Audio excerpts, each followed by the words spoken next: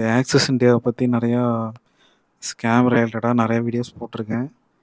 Already ஸ்கேம்ல நெறைய பேர் பாதிக்கப்பட்டிருக்கீங்க. அத அண்டர்ஸ்டாண்ட் பண்ணி தான் இத்தன வீடியோ நான் போட்டேன். ஆக்சிஸ் இந்தியா வந்து எனக்கு பர்சனலா நேர்லயே வந்து கேட்டதுனால அந்த வீடியோஸ் போட்டேன். அதில நெறைய பேர் இன்வெஸ்ட் பண்ணாம நல்ல வேள தப்பிச்சேன் அப்படின்னு சொல்லி நெறைய பேர் கமெண்ட் போட்டிருந்தீங்க. அது இல்லாம அதில இன்வெஸ்ட் பண்ணவங்களோட பேட் கமெண்ட்ஸும் வந்துச்சு. பேட் வேர்ட்ஸ்லயும் கமெண்ட் பண்ணாங்க.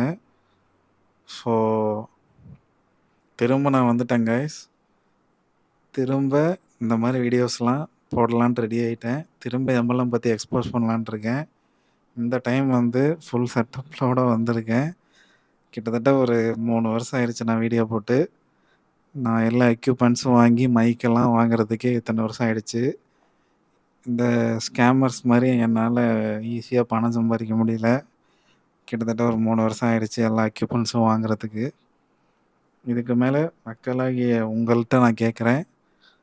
எந்த அளவுக்கு எம்எல்எம் வந்து இப்ப புழக்கத்துல இருக்கு? என்னென்ன கம்பெனிஸ்லாம் புழக்கத்துல இருக்கு? அவங்களோட கான்டாக்ட் நம்பர்ஸ் எல்லாம் குடுத்தீங்கன்னா, நான் கொஞ்சம் பேசி, அவங்க என்னதான் சொல்றாங்க? என்னதான் பண்ண நெனைக்கிறாங்க? என்னதான் அவங்க உண்மையாலுமே எம்எல்எம் தான் பண்றாங்களா? இல்ல பிரமிட் ஸ்கீம் வச்சு ஸ்கேம் பண்றாங்களான்றத நான் எக்ஸ்போஸ் பண்ணலான்ட்டு இருக்கேன். ஸோ மக்களாகிய நீங்கள் கமெண்ட்ல சொல்லுங்க.